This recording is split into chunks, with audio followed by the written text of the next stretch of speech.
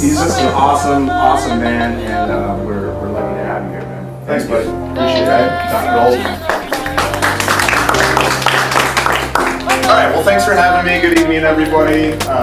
Like Lloyd, or I guess Mr. Wilson said, I'm Nick. My PhD is in educational psychology. I work with NCAA athletic programs, businesses, CEOs, individual students, essentially from the standpoint of performance, enhanced or underpinned with well-being. And so that's what we're going to talk about tonight. You know, this is the basic idea: performance plus well-being, flourishing. Focus on any type of science that helps us actualize human potential. It helps us achieve what we call flourishing or thriving, where we're not only feeling well and feeling satisfied, but we're functioning and behaving and performing as sort of our best selves as well.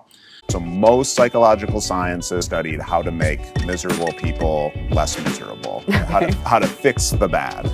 Positive psych is all about helping people to move from either languishing or content to thriving, to flourishing. This is not happyology. It's not just think good things and they'll happen. Part of it is sort of reorienting ourselves to different targets. How important perception is. Habituation, it's getting used to stuff. We get used to things, we get used to people. And sometimes we need to pause and be like, oh shit, I actually have some really awesome people in my life, and some great events in my life, and some awesome things in my life. And that can be a way of sort of reintroducing that positive emotion and those happy chemicals without just chasing more stuff, without that grass is greener attitude, right? You don't always have to pursue happiness. Sometimes it's right there. You just gotta pay attention to it. That's gratitude.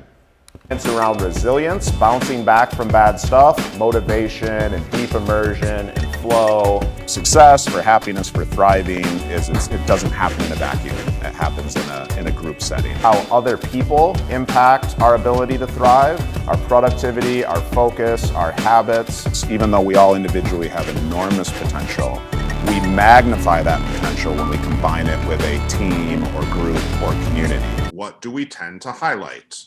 The bad stuff, the negativity bias, right? We tend to highlight the threats. We tend to highlight the negative, past, present, and future. And we have to have that mechanism. It's a safety feature. But remember neuroplasticity. Can we unwire it a bit to the point we need to in order to have a mindset, a belief, an expectation of the future that allows us to have a go, to take a chance, right? To innovate, to be creative. So that'll be goals, focus, willpower, distraction. Bad stuff sticks to our brains and good stuff doesn't. Unfortunately. And very unfortunately. But if you get to the point where you're neglecting some of the core components of your well-being and thriving, you're actually kind of taking it a step too far. You're going beyond that sweet spot.